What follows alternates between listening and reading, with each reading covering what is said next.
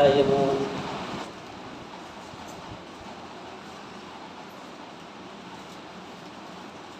కొన్ని మాటలు దేవుని మందిరములో దేవుడు చేసిన మేలును అవన్నీ తలంచుకుంటూ కొన్ని మాటలు మనం చదువుకున్నాం.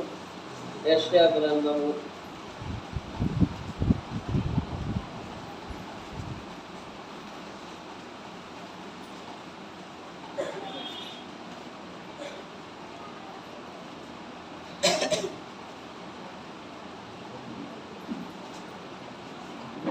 61వ అధ్యాయం. యెషయా గ్రంథము 61వ అధ్యాయం.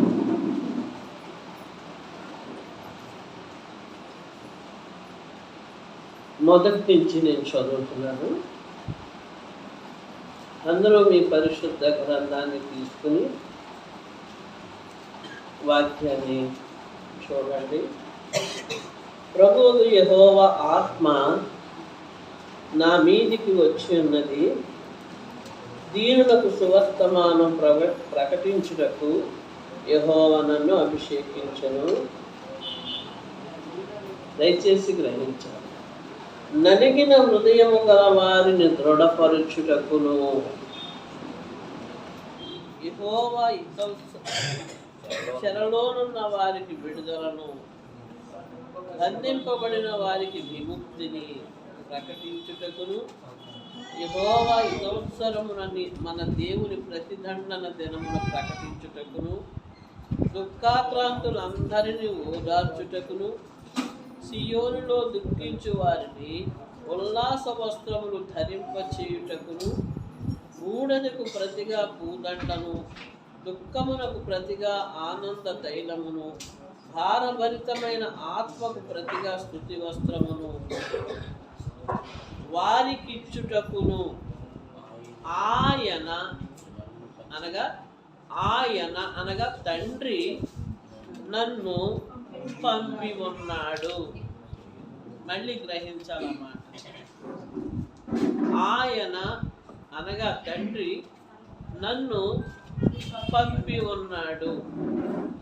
ఎందుకు పంపాడు అది ధ్యానించుకుందాం.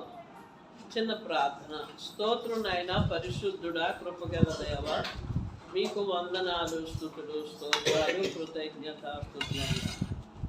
మీ కృపను బట్టి కరుణించి మీ కనికరం దయచేసి చదివిన వాక్యాన్ని మేము ధ్యానించుకున్నటకు తగిన జ్ఞానం దయచేసి నాతో మాతో అందరితోనూ మాట్లాడి మమ్మల్ని నడిపించి మహిమ ఘనత ప్రభావమును మీరు పొందమని వేడుకుంటూ, మీరు మాట్లాడుచుంటుండగా నాయన వినగల చెవి, గ్రహించే హృదయం దయచేయండి. వాడైతే దోచుకోవడానికి వచ్చాడు, నేను వచ్చేస్తాను, తిరిగి మళ్ళా వచ్చేస్తానంటున్నాడు.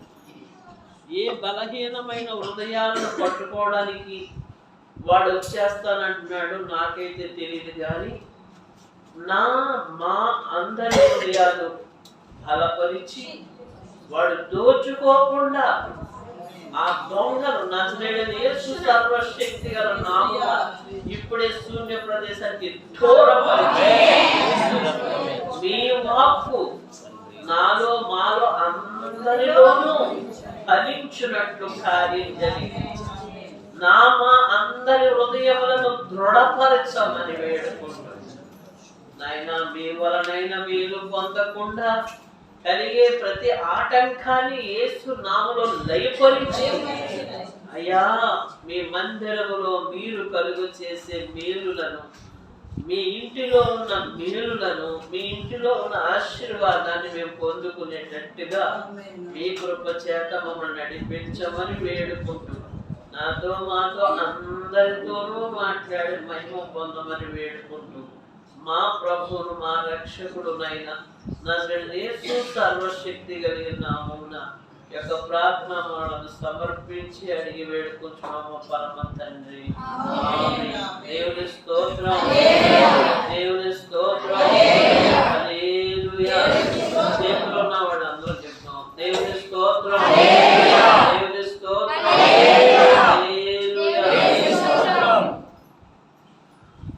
అందరికీ అయితే ఏదేదో వైద్యులు ఇండస్ట్రీ కరెంట్ పోయిందనా నా పని ఎలా ఉందంటే రాజకీయ నాయకులు ముందెడతారు కదా అలా ఉంది. దేవుని స్తోత్రం. ఏది ఏమైనా దేవుడు గొప్పవాడు. ప్రభువు గొప్పవాడును,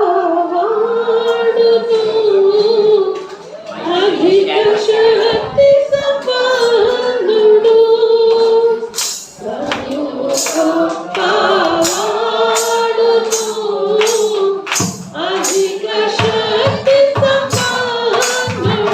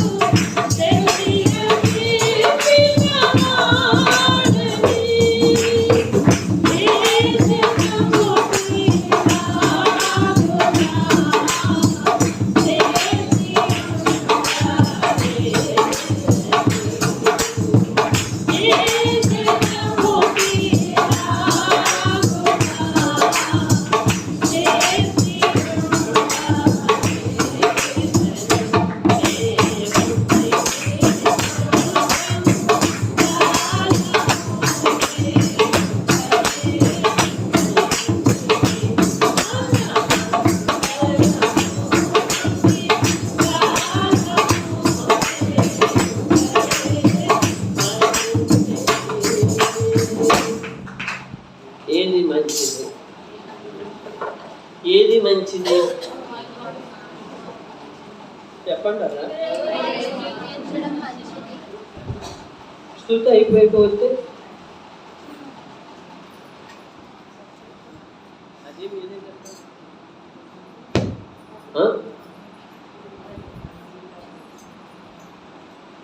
బయట కూర్చున్నారు, లోనికి రండి. యెహోవా వలన ఆశీర్వదింపబడిన వాడు లోపలికి రమ్ము.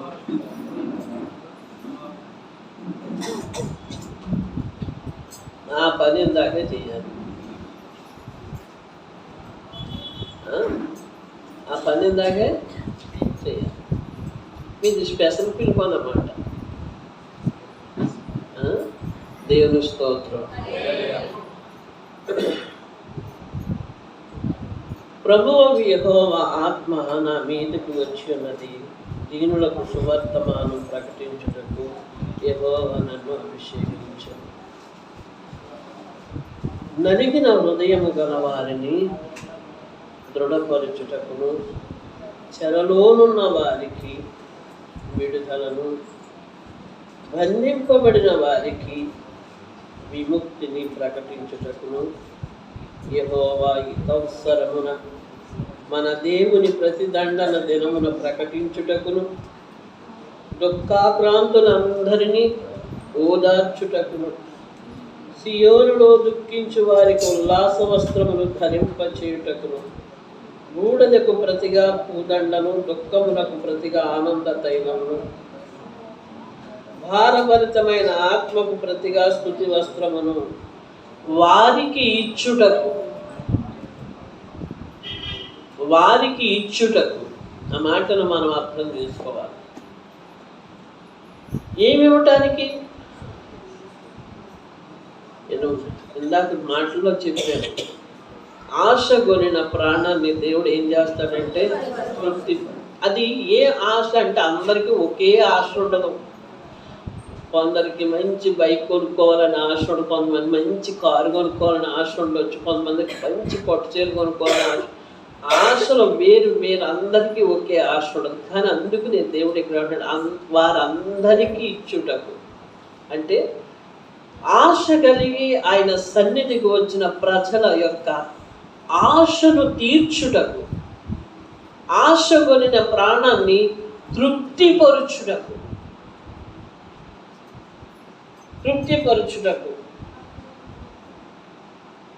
ఆయన నన్ను ఏం చేశాడంటే వారందరికీ ఇవ్వటానికే ఆయన అనగా తండ్రి అయిన దేవుడు నన్ను పంపి ఉన్నాడు. దేవునికి స్తోత్రం. యేసుక్రీస్తు ప్రభువు ఎందుకు ఈ లోకానికి పంపబడ్డాడు అని మనం ప్రశ్నించుకుంటే చాలా చాలా కారణాలు పరిశుద్ధ గ్రంథంలో ఉన్నాయి. కానీ పునరుద్ధాన దినమందు దేవుడు ఉద్దేశించినటువంటి కొన్ని మాటలు ఇక్కడ మనం చదువుకున్నటువంటి వాటిలో అన్నిటినీ కూడా ఆశించిన ప్రతి వారి పక్షముగా నెరవేర్చడానికే యేసు ప్రభువునంట తండ్రి అయిన దేవుడు ఈ లోకానికి ఆయన్ని పంపించాడంట. పంపించబడినటువంటి ప్రభువు ఆశ కలిగి తన దగ్గరకు వచ్చే ప్రజలందరి ఎడల కూడా కృప చూపించి తన కార్యములను జరిగించాడు. ఆశ కలిగి వచ్చిన కనాను స్త్రీ కుమార్తెను బ్రతికించాడు. ఆశ కలిగి వచ్చిన యాయీరు కుమార్తెను బ్రతికించాడు. ఆశ కలిగి వచ్చిన చిన్నవాని తండ్రి ఆ కుమారుణ్ణి బ్రతికించాడు. ఆశ కలిగి వచ్చిన కుష్టి రోగుల్ని స్వస్థపరిచాడు. ఆశ కలిగి వచ్చినటువంటి అందరినీ ఆయన ఏం చేశాడంటే ఆ యొక్క రోగులందరినీ కూడా బాగు చేశాడు. దేవునికి మహిమ కలుగు. మరి మనకెందుకు చేయడు? మన పట్ల కూడా ఆయన కార్యములు చేయువాడే. అందులో యశ్వస్థమందులు వారు లేరు అని అక్కడ ఏమి రాసి లేదు. ఆయన వచ్చింది దేనికి అంటే అన్ని విధాలుగా అందరి ఎడల కృప చూపించి మేలు ఒక్క మాటలో చెప్పాలంటే మేలు చేయడానికి ఆయన వచ్చాడు. మేలులు చేసేటటువంటి దేవుని సన్నిధిని మనం ఏమవ్వాలంటే సమయమును పాటించి శ్రద్ధ కలిగి ఆయన పలుకు ఎదురు చూసి ఆయన సన్నిధిలో నిలవాలి. ఆయన సన్నిధిలో మనం ఉంటే ఆయన ఖచ్చితంగా మన పట్ల ఏం చేస్తాడంటే కార్యములను జరిగిస్తాడు. ఆమె 18 సంవత్సరాలు బట్టి నడుము వంగిపోయి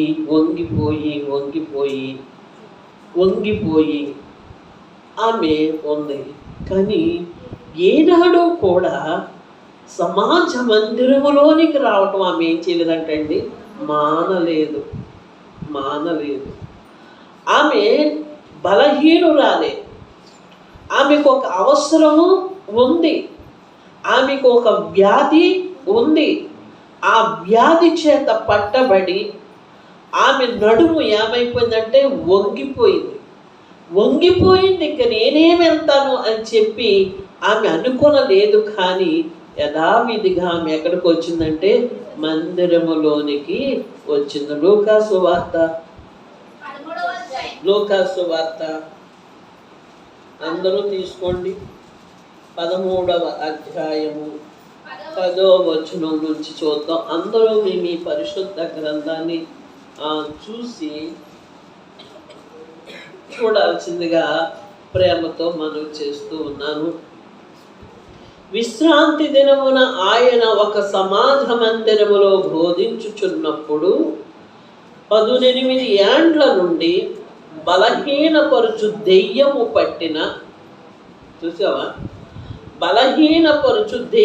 పట్టిన ఒక స్త్రీ అచ్చట ఉండెను. ఆమె నడుము వంగిపోయి ఎంత మాత్రమును చక్కగా నిలవబడలేకుండెను. ఏంటంటే ఆమె ఎలాగుందంటండి, 18 సంవత్సరాల నుండి ఆమె ఎలా ఉందంట, బలహీన పడిపోయి ఉందంట. ఆ బలహీన పడిపోయిన ఆమె దేనిని వదిలిపెట్టలేదంటే మందిరాన్ని విడిచిపెట్టలేదు. దేవునికి స్తోత్రం. వ్యాక్సిన్ వేయించుకున్నానండి, పులపురం వచ్చింది. ఏం చేస్తాం? 2 యాప్లిస్కాయలు తింటాం మానేస్తామా? అదేంటండి అలాగంటారు? బలమైన ఆహారం తినమని వాళ్ళే చెప్పారు కదా. కోడి మాంసం తింటాం మానేస్తావా? మేక మాంసం తింటాం మానేస్తావా? పెట్టిందల్లా లాగేస్తావు. కానీ పులపురం ఎక్కడ మానేస్తావు? ఎక్కడ మానేస్తారా? ఎంత బుద్ధిహీనతో చూడండి.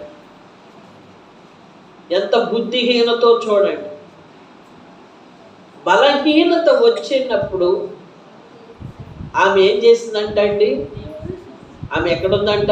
మందిరము దగ్గర ఉందంట. ఆమె బలహీనురాలే. ఆమె బలహీనురాలు అవటానికి సాతాను ఆమెను ఏం చేసిందంటే బంధించింది. దేనిని బంధించింది? ఆమె నడుమును బంధించేసింది. లేవలేకుండా చేసిన బలహీనపరిచిన ఆమె ఎక్కడుందని మనం చదువుకున్నామండి. ఎందుకు ఉండాలి?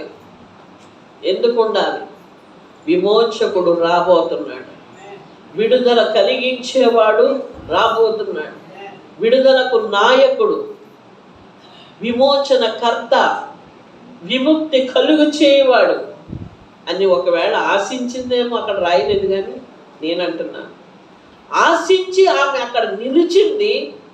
ఆశపడిన ప్రాణం తృప్తి పరచడానికి వచ్చాడు కాబట్టి రానే వచ్చాడు. దేవునికి స్తోత్రం. రానే వచ్చాడు అనగానే ఏం కొట్టాలి? తప్పక కొట్టాలి.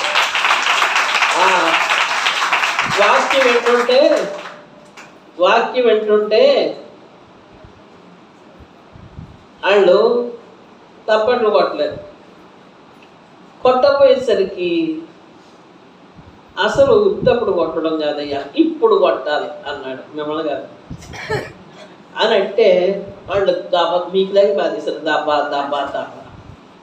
అప్పుడు ఆయన ఏమన్నాడు తెలుసా? కొట్టమనకుండా కొట్టింది ఆశీర్వాదం, కొట్టమన్నాగా కొట్టిన దానికి ఏమీ రాదన్నాడు. అంటే ఇప్పుడు మీరు కొట్టిన దప్పట్లకి ఏమైనా వస్తుందా రాదా?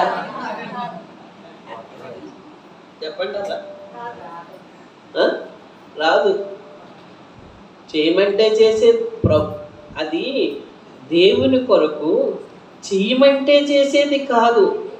చెయ్యాలనేటటువంటి ఆ మనస్సు మనకుంటే మన మనస్సును చూసిన ప్రభు మన ఎడల కార్యాలు చేస్తాడు. దేవునికి స్తోత్రం. అంతరంగాన్ని చూసేవాడు మన దేవుడు, అందచందాలు చూసేవాడు కాదు. అందచందాలు మనం చూస్తాము, అంతరంగాన్ని యేసు చూస్తాడు. మన దేవుడు ఎలాంటి వాడంటే అంతరంగములను చూసేది. ఆంతర్యములో మనము ఎలాగున్నాము అని మనం చూసేటటువంటి దేవుడు. దానిని బట్టి దేవుడు మనకి ఏమిస్తాడంటే ప్రతిఫలం ఇస్తాడు. పాస్టమ్మ గారు కొట్టమంది అంటే అబదబ్బ కొడితే ఏం ప్రయోజనం లేదు. వచ్చాడు, వచ్చేస్తున్నాడు, వస్తున్నాడు, ఏంటి ఇంకా ఎక్కడ ఉంటాడంటే హైదరాబాద్లో ఉంటాడేమో. ఈలోగా ఉప్పంపేటలో మైకులు ఏమంటే వస్తున్నాడు, వచ్చేస్తున్నాడు అంటాయా లేదా? ఎర్రనాడు చూడకండి, అంటాయా లేదా? నిన్న కాక మొన్న ఎవరు వచ్చారు? గట్టిగా చెప్పండి. తప్పు. పవన్ కళ్యాణ్ వచ్చాడు. వచ్చేస్తున్నాడు అని మీకు తెలియదు. అడవులంతా ఆ వెనకాల నుంచుంటే రోడ్డు అంతా జనం నిండిపోయి ఇంకా ఎక్కడున్నాడో వచ్చేస్తున్నాడు అని చెప్పేసేసి ఆ మట్టిని గోలగా వర్షం వచ్చింది. పోరే వర్షంలోనూ కూడా తడిచిపోయారు. అలాంటిది ఒక మనుష్యుడు వస్తున్నాడు, వచ్చేసాడంటేనే ఓ కేకలు, అరుపులు, చప్పట్లు, సంబరాలు. దాంట్లో లోకానికే సృష్టికర్త అయిన యేసు వచ్చాడు అంటే చలనం లేని రాత్రి గుండె మనది. ఒక మనుష్యుడికి విలువిస్తున్నావు కానీ దేవుడు వచ్చాడు. ఎందుకు వచ్చాడు? ఆయన ముందే చెప్పాడు, నన్ను తండ్రి ఇంకో ఇవి చేయమని పంపించాడు అని ముందే చెప్పాడు. వచ్చాడు అనగానే అయ్యో ప్రభా వచ్చావు, ఆమెతో పాటు మా పట్ల కూడా ఆమెతో పాటు మా పట్ల కూడా గొప్ప కార్యాలు చేసేవాడు అని నువ్వేం చేయాలంటే హృదయపూర్వకంగా చప్పట్లు కొట్టే చలనం నీలో ఉండాలి. నేను కొట్టమని లేదు, నేను కొట్టమని లేదు. ముందేమో కొట్టమని నా చప్పట్లు, నాయన ఇవి కొట్టమని చెప్పకుండా కొట్టిన చప్పట్లు ఏం చేసుకుంటావో నీకే స్తోత్రం. దయచేసి గ్రహించండి అన్న మాటను గ్రహించండి, మాటను గ్రహించాలి. స్పందన మన హృదయంలో ఉండాలి. దేవుని వాక్యాన్ని వింటున్నప్పుడు ఏముండాలి? స్పందన ఉండాలి. బిగుసుపోయినటువంటి కఠిన రాయి వలె మన గుండె ఉండకూడదు. మన గుండె ఆ రీతిగా ఉండకూడదు. ఈ దినం వాక్యంలో ఉన్నాడు, రాతి గుండెను నీలో నుండి తీసివేసి మాంసపు గుండెను నీకు ఇస్తాను అన్నాడు. రాతి గుండెకు చలనం ఉండదు, చలనం ఉండదు. మాంసపు గుండె కొట్టుకోకుండా ఉండదు. ఉంటుందా? ఉండదు. కానీ మీకు మాత్రం ఉంది. దయచేసి ఏ విషయంలో మీరు స్పందన కలిగి ఉన్నా లేకపోయినా సమస్య లేదు, కానీ దేవుని వాక్యాన్ని వింటున్నప్పుడు మాత్రం మనం ఏముండాలి? స్పందన, చలనం కలిగి ఉండాలి. అలా కలిగి ఉన్నప్పుడు వాక్యం ఏం చేస్తుందంటే మన హృదయాన్ని కదిలిస్తుంది. మన హృదయములో ఉన్న వాంఛను తీర్చడానికి పశ్చాత్తాపంతో, కన్నీటితో ప్రభువుని అలాగే కూర్చుని ఉంటావు. వాక్యాన్ని వింటావు. నీ మనసు ఏం చేస్తే ప్రార్థన చేసేస్తా ఉంటుంది. నీ మనస్సు నీవు అలాగేనే కూర్చుని ఉంటావు, నీవు అలాగే వింటానే ఉంటావు. కానీ నీ అంతరాత్మ ఏం చేద్దో తెలుసా? స్పందన కలిగిందైతే వాక్యానికి స్పందన కలిగి వెంటనే ఏం చేద్దంటే అలా కూర్చునే ఉంటావు, వాక్యాన్ని వింటూ ఉంటావు. అది ఏం చేద్దాం? ప్రార్థన చేసేస్తుంది. ఆ స్పందన దేవుని పిల్లలకి చాలా అవసరం. నీతో పాస్ట్ ఫెలోషిప్కి వెళ్తాను, నేను పాస్ట్ ఫెలోషిప్కి వెళ్తాను. అక్కడ సేవకుల గురించి మాట్లాడతాను. సేవకులు ఎలా నడవాలి, ఎలా నడిపించాలి అనేటటువంటి అంశాల గురించి ఎత్తుకుంటారు. నేను ఒకటే ఆలోచిస్తాను, అదేంటో తెలుసా ప్రభువా, నాతో మాట్లాడు. నీవు నాకు ఇచ్చిన పరిచర్య గొప్పది. ఈ గొప్ప పరిచర్య నాయన నేను ఎలా నడిపిస్తున్నాను, నా లోటులు ఏమున్నాయో, నా లోపాలు ఏమున్నాయో ప్రభువా నన్ను సరి చేయమని చెప్పి నేను అలా చూస్తూనే ఉంటాను. వాడు చెప్తున్న ప్రతి మాటను గురించి అంచనా వేసుకుంటాను. ఇలా నేనున్నానా, ఈ పని నేను చేయగలుగుతున్నానా అని. లేని కొన్ని అంశాలు నా ముందుకు వచ్చినప్పుడు వెంటనే నా హృదయం పశ్చాత్తాపడి, తండ్రి అలాగున నీ ఉద్దేశాన్ని నెరవేర్చలేనటువంటి దానై ఉన్నానయ్యా. పిలిచి ఇచ్చిన ఈ పనిలో నాయన నేను లోటు కలిగి ఉండకుండా నాకు నేర్పించు తండ్రి అని చెప్పి వెంటనే ఆ మనసు వెళ్ళిపోయి యేసయ్య పాదాల మీద పడిపోతుంది. దేవునికి మహిమ కలుగునుగా. ఆ స్పందన దేవుని పిల్లలకు చాలా అవసరం. ఎలుగెత్తి కేకలు వేసి ప్రార్థించడం, ఎవరో వినాలనుకోవటం అది సరి అయినది కాదు. ఆత్మలో ఏమవ్వాలంటే స్పందన కలగాలి. వాక్యాన్ని బట్టి మనం ఏం చేయబడాలి, మనం గుండె ఏమవ్వాలి, కొట్టుకుంటూ ఉండాలి. కొట్టుకుండా ఉంటే ఇప్పుడు బతికినట్టు, కొట్టుకోకుండా ఆగిపోతే చచ్చినట్టు. అవునా కదా? కొట్టుకుంటుంటే బతికినట్టు, కొట్టుకోకుండా గుండె ఆగిపోయిందండి, లాభం లేదు, తీసుకోండి అంటాడా? అంటాడు గుండె ఆగిపోయింది. ఏమ్మా ఎందుకు చచ్చిపోతుంది, బాగా ఆగిపోయింది, గుండె ఆగిపోయి చచ్చిపోయింది అంటావా లేదా? ఇప్పుడు మనం ఏ స్థితిలో ఉన్నాము? చచ్చిన స్థితిలో ఉన్నాం. ఈ వాక్యాన్ని బట్టి మనం ఏమైపోవాలి, బ్రతకాలి. దేవునికి స్తోత్రం. నీ వాక్యమే నన్ను బ్రతికించెను, బాధలలో నెమ్మదినిచ్చెను. నీ వాక్యమే నన్ను బ్రతికించెను, బాధలలో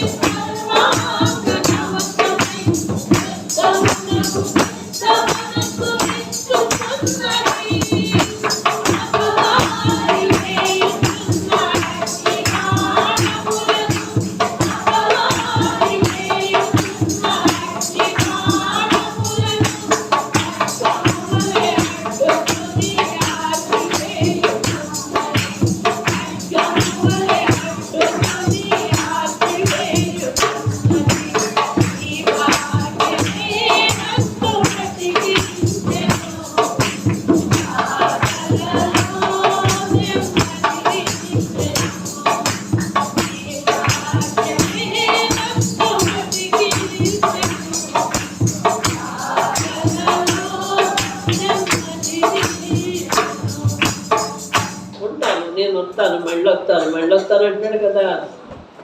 వాడు వేసే బాణాలు ఆర్పివేయాలన్నా, అడ్డుకోవాలన్నా ఏమవ్వాలంట? దేవుని వాక్యము మనము వినాలి, మన హృదయము స్పందించాలి. అప్పుడు వాడు మన దగ్గర నుంచి ఏం చేస్తాడంటే పారిపోతాడు. వాడు వచ్చి ఏం వెళ్తావులే శీతాకాలం, మా ఇంట్లో పడుకో అని నన్ను పడుకోబెట్టుకుంటుంటే ఆడెక్కడ పోతాడు? వాడు పోకపోతే మనం ఏమవుతాం? ఆశీర్వాదము పొందాలి. ఆమె విశ్రాంతి దినమున ఆయన ఒక సమాజ మందిరంలో బోధించుచున్నప్పుడు 18 ఏండ్ల నుండి బలహీనపరుచు దెయ్యము పట్టిన ఒక స్త్రీ అచ్చట ఉండెను. ఆమె నడుము వంగిపోయి ఎంత మాత్రమును చక్కగా నిలవబడలేక ఉండెను. ఆమెనేం చేసింది అని అంటే ఆమెను వంగబెట్టేసింది. నిలవటానికి ఆస్కారం లేకోకుండా ఆ నడుమును పట్టుకుని, ఆ నడుమును బలహీనపరిచి, ఆ నడుమును కృంగచేసి, ఆ నడుమును బాధించి, ఆ నడుముని ఏం చేసిందంటే పట్టుకుని మనిషినే ఏం చేసిందంటే వంగోబెట్టేసింది. ఇప్పుడు ఈమె వంగిన మనిషి ఏమవ్వాలి? నిటారుగా అవ్వాలి. నిటారుగా అవ్వాలి అని అంటే పట్టినటువంటి ఆ సాతాను పెట్టినటువంటి ఆ బంధకం నుండి ఈమెకి ఏం కలగాలంటే విడుదల కలగాలి. విడుదల కలిగితేనే కానీ ఆమెకు ఉన్నటువంటి ఆ దయ్యము వదిలిపోతేనే కానీ విడుదల ఈమెకి కలగదు. విడుదల కలిగితేనే కానీ ఈమె నిటారుగా నిలవబడలేదు. దయచేసి గ్రహించండి. ఆమె 18 సంవత్సరాల నుంచి ఆ రీతిలో పడి ఉంది. కానీ ఎక్కడుందంటే మంచం మీద లేదు, తన ఇంటిలో లేదు, తన వారి మధ్యలో లేదు, తనతో పాటు వయస్సు కలిగిన వారితో అచ్చటా ముచ్చటా చేసుకుంటా లేదు, వారి గొడవ ఈరు గొడవ చెప్పుకుంటా లేదు. నడుమంగి నేనేం చేయలేకపోతున్నాను, నడుమంగి ఏమి తినలేకపోతున్నాను. వాళ్ళైతే బాగా నడుచుకుంటూ, బాగా సంపాదించుకుంటూ, బాగా తింటున్నారు. ఇలాంటి అంశాలలో ఏది కూడా ఆమెలో లేదు. ఆమెలో ఉన్నది ఏంటంటే ఏదో ఒక రోజున విడుదలకు నాయకుడు అనేవాడు వస్తాడు. వచ్చినప్పుడు నేనేం చేస్తానంటే విడుదల పొందుతాను. ఇదండి ఆశ. ఆశ గుణ ప్రాణాన్ని తృప్తిపరచటానికి రానే వచ్చాడు.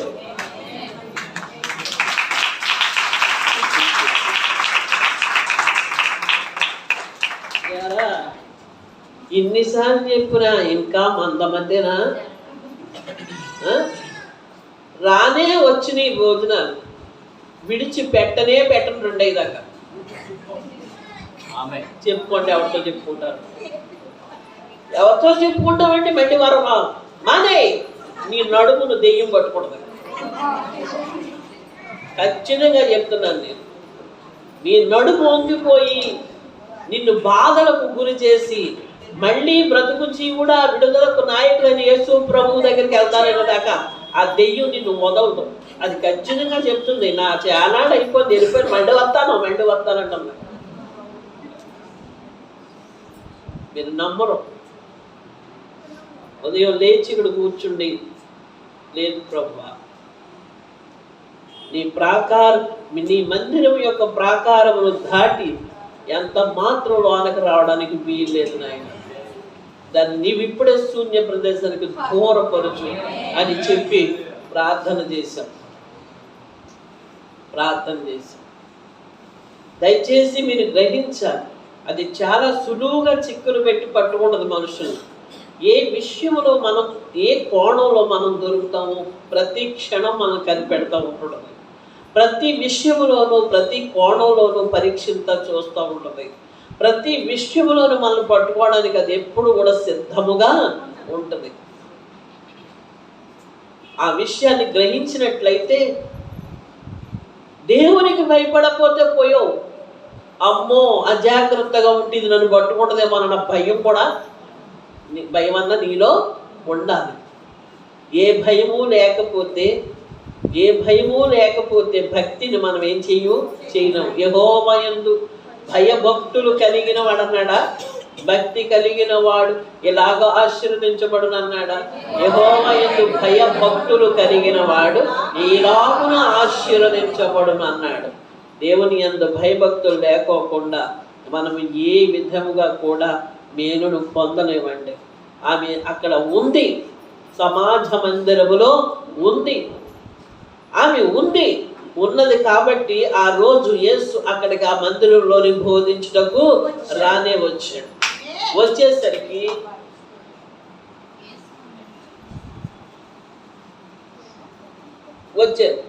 యేసు ఆమెను చూశాడు. దయచేసి గ్రహించండి, యేసు ఆమెను చూచాడు. మనం నమ్మిన మన దేవుడు ఎలాంటి వాడంటే చూచుచున్న దేవుడు. ఎలాంటి వాడంట? చూచుచున్న దేవుడు. ఆయన మనలందరినీ కూడా ఆనాడు ఆమెను చూశాడు, ఈరోజు మనలందరినీ కూడా ఆయన ఏం చేస్తున్నాడు? చూస్తున్నాడు. ఆమెను చూసి రమ్మని పిలిచెను. దేవునికి స్తోత్రం. రమ్మని పిలిచెను. ఆమె ఆ రోజు ఆమెను పిలవటే కాదు, ప్రతి దినము ప్రభువు ప్రజలందరినీ పిలుస్తున్నాడు.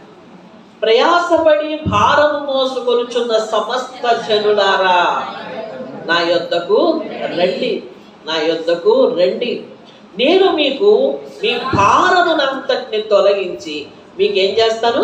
విశ్రాంతిని కలుగ చేస్తానన్నాడు. అని ప్రతి దినము ఆయన ఏం చేస్తున్నాడంటే నిన్ను నన్ను ప్రజలందరినీ కూడా ఆయన ఏం చేస్తున్నాడంటే పిలుస్తూనే ఉన్నాడు. ఆయన ఆమెను చూసి చూడనట్టుగా ఊరుకోలేదంట. ఆమెను చూసి చూడనట్టుగా ఊరుకోలేదు, కానీ చూచిన కన్నులకి స్పష్టంగా కనపడుతుంది. చేరిన ప్రజలందరికీ కనిపించడం లేదు, కానీ ఆమెను చూసేసరికి ప్రభువుకి స్పష్టంగా ఏం చేస్తుందంటే కనపడుతుంది. ఒక దెయ్యము ఆమె నడుమును పట్టుకుని ఉండుట ప్రభువు ఏం చేశాడంటే చూశాడు. ఒక దెయ్యము ఆమె నడుమును పట్టుకొని ఉండుట చూసాడు కాబట్టి ఆ దెయ్యము యొక్క చేతుల్లో నుండి, ఆ దెయ్యము కట్టిన బంధకములో నుండి, ఆ దెయ్యము కృంగతీసినటువంటి పరిస్థితుల్లో నుండి, ఆ దెయ్యము యొక్క దుష్ట క్రియల్లో నుండి ఆమెకు విడుదల ఇవ్వటానికి యేసు ఆమెను ఏం చేశాడంట? రమ్మని పిలిచి అన్నాడు, అమ్మా. ఎంత ప్రేమ అండి యేసయ్య ప్రేమ! వ్యభిచారిని చూసిన అమ్మా అన్నాడు, ఈ నడుము వంగిన స్త్రీని చూసిన అమ్మా అన్నాడు. నిజంగా ఆయన పిలిపే మధురమైనటువంటి. కాబట్టి అమ్మా, నీ బలహీనత నుండి విడుదల పొంది ఉన్నావని ఆమెతో చెప్పాను.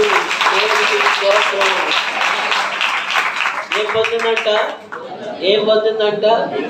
నీవు నీ బలహీనత నుండి ఏం పొందావు? విడుదల పొందితివి. ఎందుకు పంపి ఉన్నాడని చదువుకున్నాం మనం.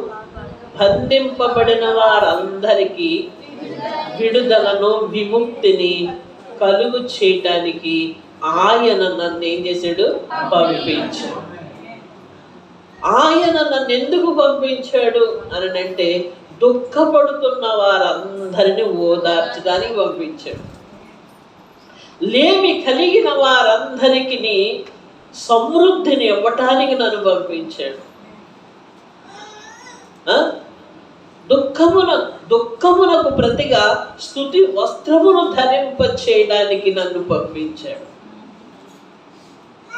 చెరలో ఉన్న వారికి, సాతాను బంధకాలలో ఉన్న వారికి, దుష్టత్వము చేత కలిగినటువంటి బంధకములన్నిటిలోనూ బంధించబడిన వారికి విడుదల కలుగు చేయడానికి ఆయన నన్ను ఏం చేశాడంటే పంపించాడు. నేను దేనికి ఈ లోకానికి వచ్చాను, నా తండ్రి యొక్క ఉద్దేశం ఏంటి, నా తండ్రి ఎందుకు ఈ లోకంలోనికి నన్ను పంపించాడు అని అంటే విడుదల ఇవ్వడానికి నన్ను పంపించాడు. లోక పాపము నుండి, శాపము నుండి, జన్మ కర్మ పాపముల నుండి,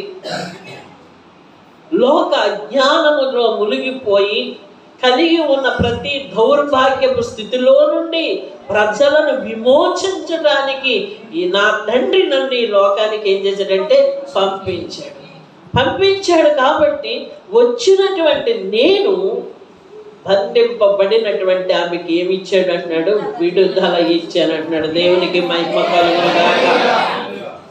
ఆ మాట అక్కడ మనం చదువుకుంటున్నాం. అమ్మా, నీ బలహీనత నుండి విడుదల పొంది ఉన్నావని ఆమెతో చెప్పి ఆమె మీద చేతులు ఉంచగానే ఆమె చక్కగా నిలవబడి ఏం చేసిందంటండి, దేవునిని మహిమపరిచెను. దేవుని స్తోత్రం. దేవుణ్ణి మహిమపరిచెను.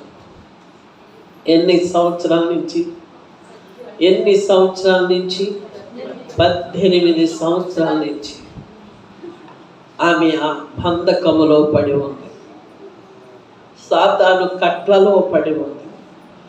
సాతాను యొక్క చేతుల్లో బందీ అయిపోయి ఉంది. సాతాను యొక్క ఉరులులో చిక్కుకొని ఉంది. ఆమె ఎప్పుడు దేవుని సన్నిధిని ఏం చేయలేదంటే విడిచిపెట్టలేదు. తన పరిస్థితి తనకు అనుకూలంగా లేకపోయినా సమాజ మందిరములో ఆమె నివసించింది. ఆమె యొక్క పరిస్థితిని చూసినటువంటి ప్రభువు రానే వచ్చాడు.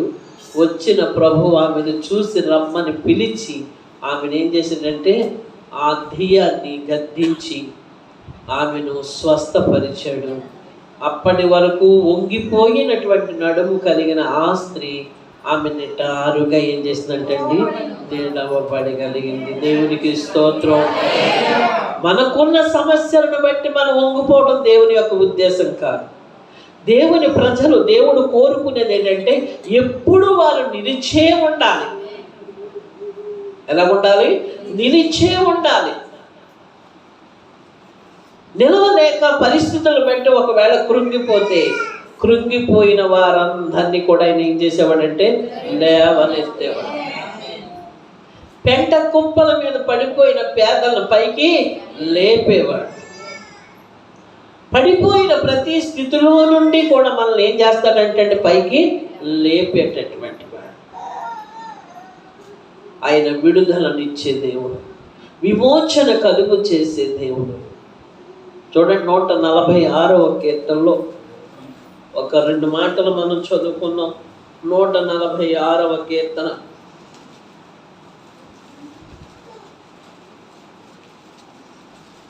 7వ వచనం నుంచి, బాధపరచబడు వారికి న్యాయము తీర్చును, ఆకలి గొనిన వారికి ఆహారము దయచేయును, యెహోవా బంధింపబడిన వారిని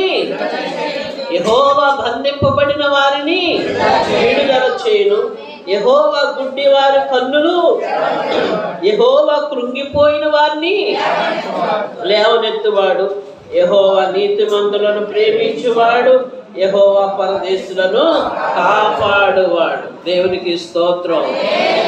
ఏంటంట, రోగము చేత బంధింపబడిన విడుదల ఎక్కడుందంటే యేసులో ఉంది. అప్పులనే బంధకాలుంటే విడుదల ఎక్కడుంది? యేసులో ఉంది. అంతేకాదు, రుణమే గాక భూమి మీద మానవుడు బంధించబడటానికి అనేకమైన కారణాలు ఉన్నాయి. వాటినే పరిశుద్ధ గ్రంథం ఏమందంటే హైవిక విచారములు. ఏమంది వాటిని? హైవిక విచారములు. ఈ విచారాలన్నీ కొట్టేయడానికి విడుదల ఎక్కడుందంటే యేసులో ఉంది. హైవిక విచారాల గురించి చాలా ఉన్నాయండి, చాలా ఉన్నాయి. ఆ రోజు ఆ ఇంటిలో ఏదైనా ఒక వస్తువు కొదువైతే మనకేమొచ్చేది? విచారం. ఆ రోజు పిల్లల మాట వినకపోతే విచారం. ఆ రోజు ఇంటిలో ఏదైనా ఒక గొడవ జరిగితే విచారం. అనుకున్నది ఏదైనా జరగకపోతే విచారం.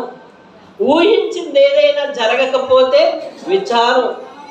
ఊహించిన రీతిలో మనం అనుకున్న కార్యాలు జరగకపోతే విచారం.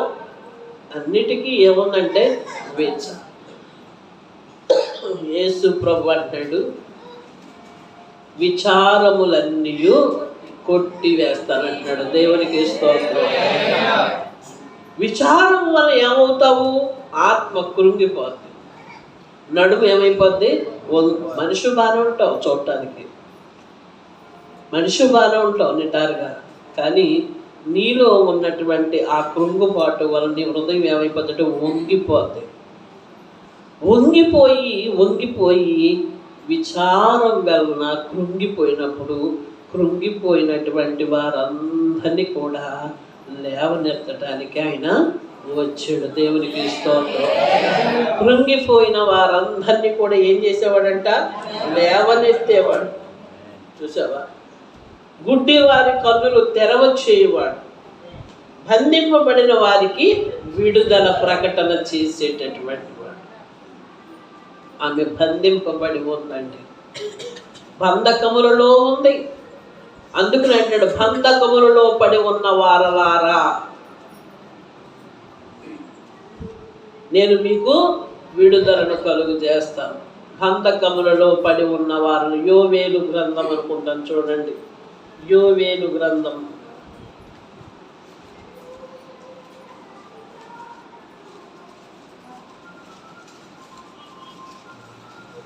ముందు తీసుకున్న వాళ్ళు చెప్పండి పేజీ నెంబర్. యోవేలు 752వ పేజీ, 52వ పేజీ నెంబర్ చూసుకోండి.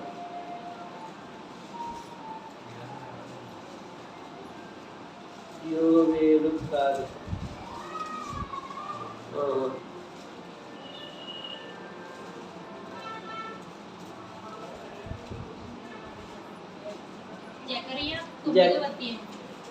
చదువు. అదే ఆ మాట. జకర్యా గ్రంథము 9వ అధ్యాయము 12వ వచనాన్ని చూడండి. 9వ అధ్యాయము 12వ వచనాన్ని చూడండి. బంధకములలో పడి ఉండియు బంధకములలో పడి ఉండియు నిరీక్షణ గల వారలారా మీ కోటను మరలా ప్రవేశించండి, రెండంతలుగా మీకు మేలు చేసేదనని నేడు నేను మీకు తెలియజేస్తున్నాను. బంధకములలో పడి ఉండి నిరీక్షణ కలిగిన వారలారా. ఆమె ఏమై ఉందండి? ఆమె సాతాను చేత బంధింపబడినటువంటిదై ఉండి ఏమై ఉంది అంటే సమాజ మందిరములో దేవుని మాటలు వింటూ నిరీక్షణ కలిగి ఉంది. ఆమెకి ఏం దొరికిందంటే విడుదల దొరికింది. అక్కడ అంటున్నాడు, బంధకములలో పడి ఉండి నిరీక్షణ గలవారలారా మీ కోటను మరలా ప్రవేశించండి. మీరు పడిపోయి కాదు, మీరు నిలవబడి కోటను ప్రవేశించండి. అంటే ప్రార్థనలో మీరు ఉండండి. రెండంతలుగా మీకు నేనేం చేస్తాను? మేలు చేసేదను. మేలులతో మన హృదయాన్ని దేవుడు ఏం చేసేవాడంటే తృప్తిపరిచేది. మేలులతో మన హృదయములను తృప్తిపరిచేది. తృప్తిపరిచినటువంటి దేవుని ఎడల మనం ఏమై ఉండాలి? ఆమె ఏం చేసింది? అమ్మా అని పిలిచాడు, ఇలా రమ్మన్నాడు, వచ్చింది. వచ్చినటువంటి ఆమెను మీద చేతులు ఉంచాడు, నీకు విడుదల అన్నాడు, విడుదల కలిగింది. వంగిపోయినటువంటి నడుము లేచి నిలబడింది, చక్కగా నిలబడి బాబా 18 ఏళ్ళ బట్టి ఈలాగ వంగిపోయే నడుస్తున్నాను బాబా, బాగానే బాగు చేసే బాబా అని చెప్పేసేసి పోయిందా? అలా లేదు. అక్కడ ఏముంది? దేవుని నామమును ఏం చేసినట్టండి? మహిమ పరిచెను. దేవునికి స్తోత్రం. మనం దేవుని నామమును ఏం చేయాలంటే మహిమ పరచాలి. దేవుని నామమును మహిమపరచాలండి. దేవుడు చేసినటువంటి మేలును బట్టి మనం దేవుని నామమును మహిమపరచాలి. దేవుని నామం మహిమ పొందదగినది. 139వ కీర్తన అనుకుంటాను చూడండి. సూర్యోదయము మొదలుకొని యెహోవా నామము సూర్యాస్తమయము వరకు కూడా ఎలాంటిదంట? స్తుతి నొందదగినది. చదవండి ఆ మాటను. కీర్తనలో 113వ కీర్తన 113 చదువు. సూర్యోదయము మొదలుకొని నీరసమా? ఇందాక ఏం చేశా? వినపడిందండి నీకు? నీకే వినపడకపోతే నాకెలా వినపడతాయి? సూర్యోదయము మొదలుకొని సూర్యాస్తమయము వరకు యెహోవా నామము స్తుతి నొందదగినది. దేవునికి స్తోత్రం. ఎందుచేత అంటే 8వ వచనం, ఆయన నేల నుండి దరిద్రులను లేవనెత్తువాడు, పెంట కుప్పల మీద నుండి వేదనను పైకెత్తువాడు. ఆయన సంతు లేని దాన్ని ఇల్లాలుగాను కుమారుల సంతోషము గల తల్లిగాను చేయవాడు. కాబట్టి యెహోవాను మీరేం చేయండి? స్తుతించండి. ఏ సమయంలో? సూర్యోదయం మొదలుకొని సూర్యాస్తమయం వరకు యెహోవా నామము స్తుతి నొందదగినది. యెహోవాను స్తుతించండి. యెహోవా సేవకులారా ఆయనను స్తుతించండి. యెహోవా నామమును స్తుతించండి. ఇది మొదలుకొని ఎల్లకాలము యెహోవా నామము స్తుతి నొందును గాక. ఆమేన్. ఆమె ఏం చేసింది? దేవుని నామమును మహిమపరిచిందండి. దేవుని నామమును ఘనపరిచింది. అయ్యా 18 సంవత్సరాలుగా నేను పడిన నా శ్రమ నుండి నాకేమిచ్చావు? విడుదలనిచ్చావు. నా బాధ నుండి నాకేమిచ్చావు? విడుదలనిచ్చావు. నా వ్యాధి నుండి నాకేమిచ్చావు? విడుదలనిచ్చావు. నా రోగము నుండి నాకేమిచ్చావు? విడుదలనిచ్చావు.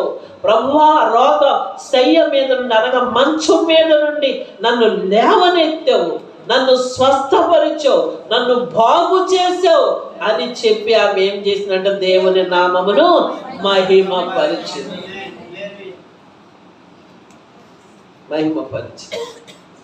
ఒకసారి దేవుని నామమును ఏదో మనం మహిమపరిచేసి ఊరుకోవటం కాదండి. మన జీవితకాలం అంతయు కూడా మనం ఏం చేయాలంట? మన దేవుని నామమును మహిమపరుస్తూనే ఉండాలి. దేవుని నామమును స్తుతిస్తూనే ఉండాలి. అన్య ప్రజలలో ఆ మాటను చెప్తూనే ఉండాలి. అన్య ప్రజలలో మనం ఆయన నామమును ఘనపరుస్తూనే ఉండాలి. చేసిన మేలును మనం ఏం చేయకూడదంట? మరిచిపోకూడదు. నా ప్రాణమా, ఆయన చేసిన ఉపకారములలో దేనిని మర్చిపోకు. దేనిని మర్చిపోకు. ఎన్ని కార్యాలు మనం మర్చిపోతున్నాం, ఎన్ని పర్యాయాలు మర్చిపోతున్నాం. దేవుడు మనకు మేలు చెయ్యింది ఎప్పుడు? దేవుడు మనల్ని మర్చిపోయింది ఎప్పుడు? అనుక్షణము కూడా మనలకు ఆయన ఏం చేస్తున్నాడంటే మేలు చేస్తున్నాడు. అనుక్షణము కూడా ఎలాగండి? ఆయన దూతలు పంపిస్తున్నాడు. ఆయన మన పాదములకు దీపముగా ఉండి, మన త్రోవకు వెలుగుగా ఉండి, ఆయన దూతల చేత మన పాదములకు రాయైనా తగలకుండా ఆయన ఎత్తు పట్టుకుంటూనే ఉన్నాడు. దేవునికి స్తోత్రం. అనుక్షణము మనల్ని వెంటాడుతున్నాడు. అనుక్షణము మన ఎడల కృప చూపుతున్నాడు. ఆయన ఉన్నవాడు కాబట్టి, ఆయన సజీవుడు కాబట్టి, సర్వశక్తి గల దేవుడు కాబట్టి, తన ప్రజల ఎడల ప్రీతి కలిగిన వాడు కాబట్టి, ఆయన తన ప్రజలను ఎన్నడూ విడనాడని వాడు కాబట్టి అనుక్షణం మన ఎడల ఆయన ఏం చేస్తున్నాడు? కృప చూపుచున్నాడు. ఆయన కృప చూపుచున్నాడు కాబట్టి మనము సజీవులుగా ఉన్నామండి. మనము సజీవులుగా ఉన్నాం కాబట్టి ఆయన సన్నిధిని ఆశ్రయించి ఆశతో ఆయన సన్నిధికి మనం ఏమవ్వాలి, రావాలి. వచ్చి వచ్చి దిష్టి బొమ్మల్లాగా కూర్చుంటాం కాదు. దేవుని నామమును ఏం చేయాలి, మహిమపరచాలి. దేవుని నామమును ఏం చేయాలి, ఘనపరచాలి. దేవుడు చేసిన మేలును గూర్చి మనం ఏం చేయాలంటే మన నోటితో మాట్లాడాలంటండి, మాట్లాడాలంట.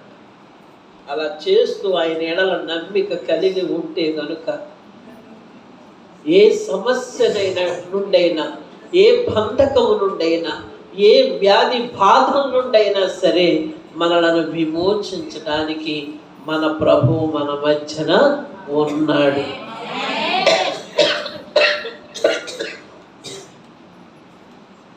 ఆయన ఉన్నాడు. ఐగుప్తులో బానిసత్వం చేత బంధించబడినటువంటి ప్రజలను విమోచించడానికి మోషేను పిలిచాడు. మోషే అన్నాడు, నేను వెళ్తే నిన్ను ఎవడు పంపాడు రా, ఎందుకు వచ్చావు, ఎవడు పంపాడు నిన్ను అని అడుగుతారయ్యా బాబు. నేను ఎవరు పంపించారని చెప్పమంటావు? నువ్వు పొద ఉంది, పొద కాలిపోతుంది, ఏంటని చూస్తాకి వెళ్ళాను, పొదలోంచి మాట్లాడానంటే ఎవడని నమ్ముతాడు ఐగుప్తులోను? ఆయన పంపాడు, ఆ పొగలో మండుతున్నవాడే పంపాడు అని అంటే ఎవడని నమ్ముతాడా? నువ్వు ఎల్లు ఎల్లన్న దోమేస్తున్నావు, వెళ్ళి చెప్పిన కానించి ఎవడు నమ్ముతాడయ్యా? ఎవడ పంపించాడంటే ఏం చెప్పమంటే నీ పేరు అడి చెప్పు, పలానా సూరన్న గారు నన్ను పంపించాడని చెప్తాను నేను అన్నాడు. కోరు మోసే అని తెలివితేటలు వచ్చినాయిరా అది. మోసే నేను ఉన్నవాడను అనువాడనై ఉన్నాను, నేను ఉన్నాను,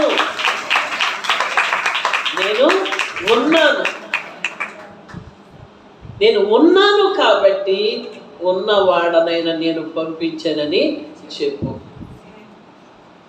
నా ప్రజలు బంధకములో ఉన్నారు, నా ప్రజలను ఫరో బంధించాడు, నా ప్రజలను బానిసత్వంలోని బంధించాడు, నా ప్రజలను బానిసలుగా చేసుకున్నాడు.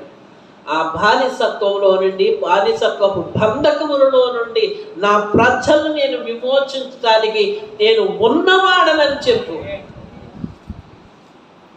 అని ప్రభువు మోషేతో మాట్లాడాడు.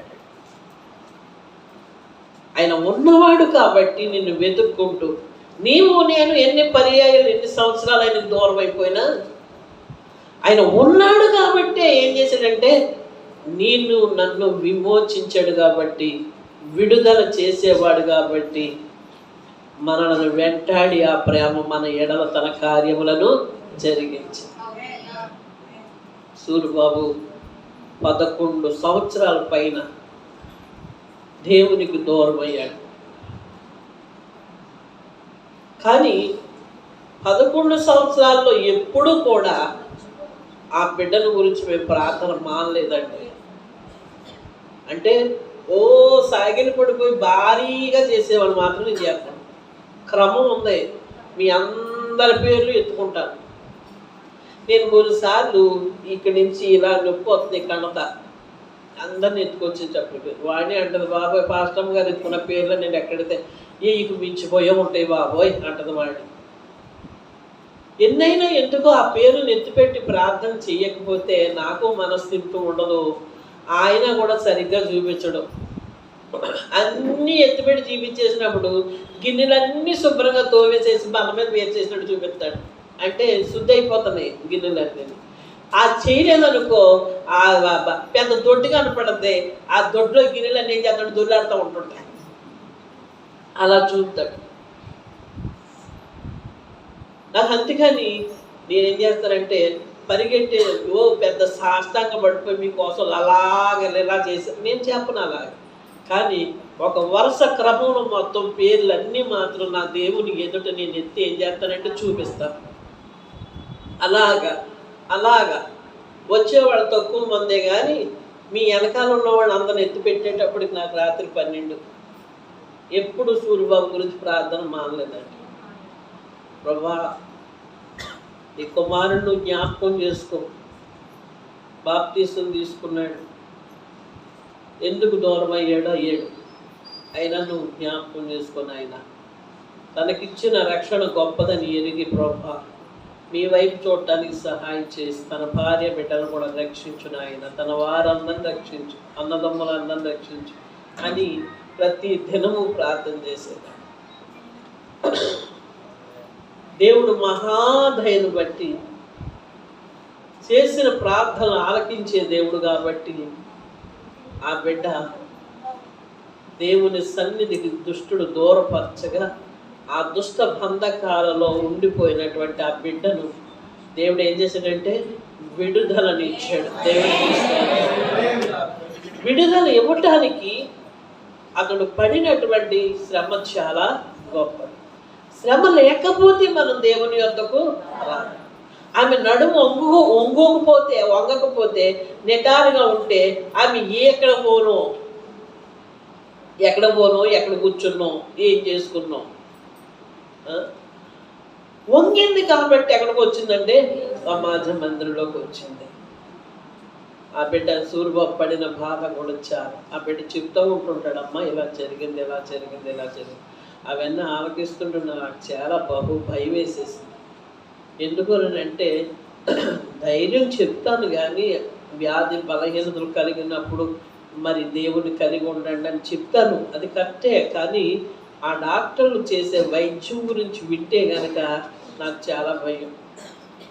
అది మొన్న రాత్రి ఆ సెలలో ఎన్ని పూసలు కూర్చి చూపిస్తుంటుంటే చేతగారు పడుకుంది. నేను చూస్తూ ఉన్నాను.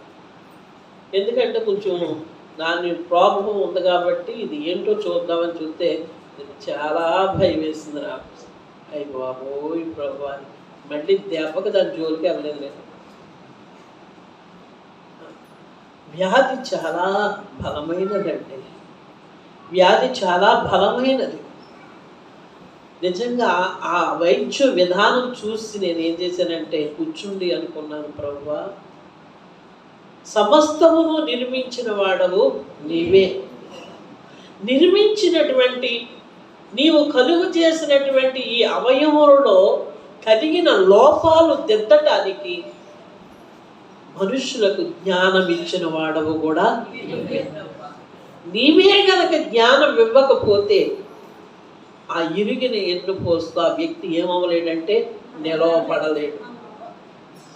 నీవు మనుషులకు జ్ఞానం ఇచ్చావు గనక ఆ జ్ఞానము చొప్పున నీవు కలుగు చేసినటువంటి నిర్మాణములో ఏ లోపం కలిగినా తండ్రి వారు బాగు చేయగలుగుతున్నారు. ఇది కేవలం నీ కృపేనని నేను మంచం మీద కూర్చుని అనుకున్నాను. సూర్యబాబు ఒకటే చెప్పాడమ్మా, చెయ్యలేదు డాక్టర్, నా ప్రక్కన కూర్చున్నాడు అంతే. మిషనే దాని పని అది ఏం చేసింది చేసింది. చెయ్యి ఇలా టచ్ చేయలేదంట డాక్టర్. ఒక కుట్టు కూడా ముఖం మీద పడలేదు. కానీ ఈ భాగంలో ఉండే ఎముకను అంతటిని కూడా మిషన్ ఏం చేసిందంటే తీసేసి. ఎంత విచిత్రం అండి, నిర్మాణమే విచిత్రం. దావీదు అంటాడు, నీవు నా తల్లి గర్భములో నిర్మించిన నాటి దినములను జ్ఞాపకం చేసుకుంటే అవి నాకు విచిత్రముగా ఉన్నవి. కీర్తన గ్రంథంలో 139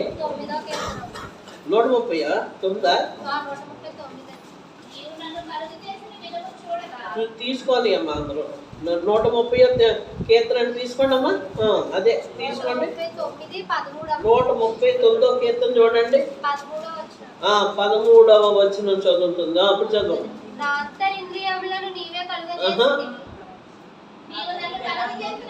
15 నుంచి చదువుతుంది. చదువు. నేను రహస్యమందు పుట్టిన నాడు భూమి యొక్క అగాధ స్థలములలో విచిత్రముగా నిర్మింపబడిన నాడు నాకు కలిగిన ఎముకలను నీకు మరుగై ఉండలేదయ్యా. నేను పిండమునై ఉండగా నీ కన్నులు నన్ను ఏం చేసినవి చూచెను. నియమింపబడిన దినములలో ఒకటైనా కాకమునిపే నా దినములన్నీ నీ గ్రంథములో లిఖితములాయను.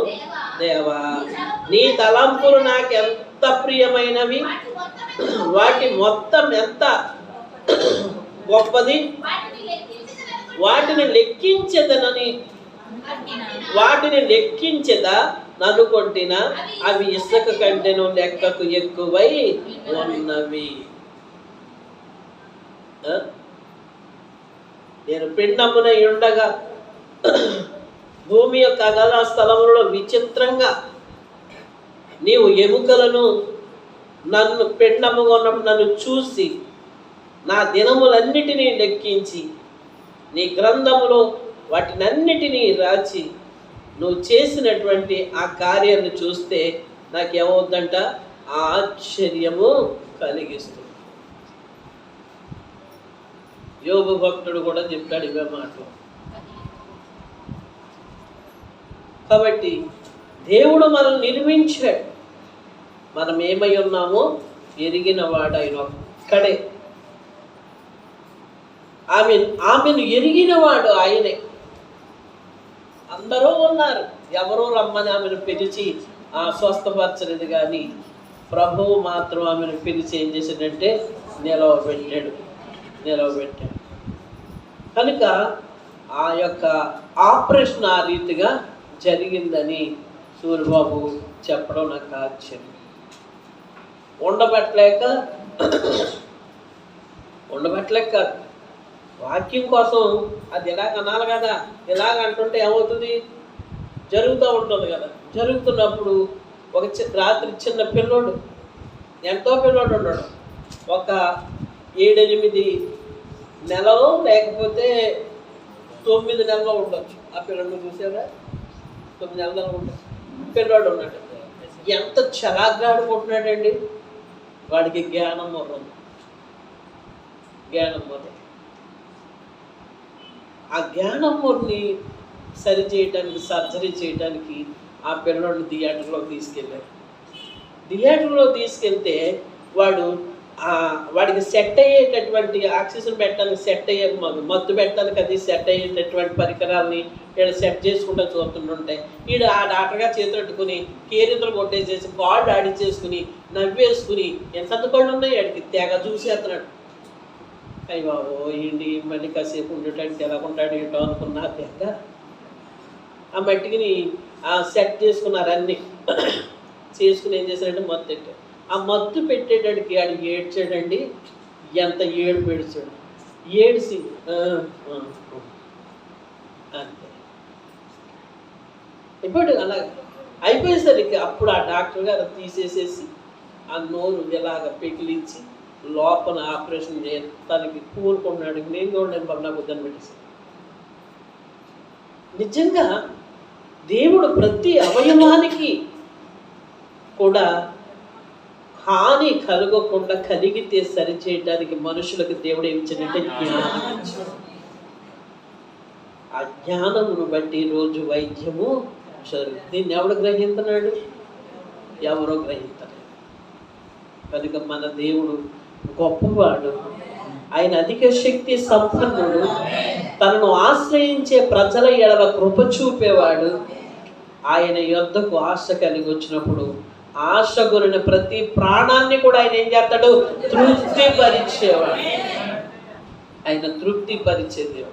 ఆ నడుమొంగిన స్త్రీని చూస్తే ఆమె తృప్తిపరచబడిందంటారా లేకపోతే లేదంటారా? తృప్తిపరచబడింది కాబట్టి దేవుని నామమున ఆమె ఏం చేసింది? మహిమపరిచి. నేను సూర్యబాబు వాళ్ళ ఆవిడతో చెప్పాను, ఎందుకమ్మా నువ్వు తొందరపడుతున్నావు? చేద్దుగల్లే దేవుని కార్యం చేద్దుగలే. లేదండి, లక్షలు ఖర్చు పెట్టుకున్నాం, దేవునికి మేము ఇది చెయ్యాలి, సంఘానికి మేము ఇది ప్రేమను చూపించాలి, మా ప్రేమను కనుగొచ్చుకోవాలని చెప్పి వాళ్ళు అప్పుడే 3 వారాలు బట్టి ప్రయాసం. నేనేం చేశానంటే ఇక బల్లారాధన చెప్పి పోయిన ఆదివారం వద్దని ఈ వారం దాన్ని జరపడం జరిగింది. తీరా చూస్తే ఈ రోజు అంట పాస్టర్స్ డే అంట. అది నాకు గ్రహింపు లేదు, రాత్రి వచ్చాడు చెప్పేంత వరకు కూడా. నిజంగా మరి ఎలాగుంది అని అంటే పాస్టర్స్ డే కాబట్టి దైవ సేవకులను గౌరవించి ఇప్పుడు సూర్యబాబు విందు చేస్తున్నట్టుంది. దేవునికి స్తోత్రం. కలిసి వచ్చింది. ఏమొచ్చింది? ఏమొచ్చింది? కలిసి వచ్చింది మనకి. కాబట్టి దేవునికి స్తోత్రం కలుగునుగాక. ఏది చేసినా ఎన్ని చేసినా దేవుడు చేసిన మన పట్ల చేసిన మేలులకి ఏమిచ్చి కూడా ఆయన రుణాన్ని మనం తీర్చాం. ఈరోజు ప్రేమ విందు చేసి మనం తృప్తి పడిపోవటం కాదు, మన బ్రతుకు దినములన్నీ కూడా దేవుని ఎడల మనం ఎలా ఉండాలి? నమ్మకంగా ఉండాలి. ఆ నమ్మకంగా ఉండటం వలన మనం ఇంకనూ ఆశీర్వదించబడతాం. దేవుడు అట్టి ఆశీర్వాదాన్ని మనకు అనుగ్రహించి ఆశీర్వదించి నడిపించునుగాక. ప్రార్థన చేసుకుందాం, ప్రార్థన చేసుకుందాం, ప్రార్థన చేసుకుందాం.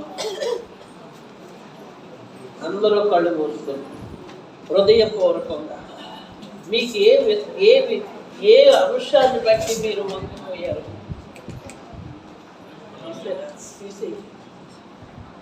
ఏ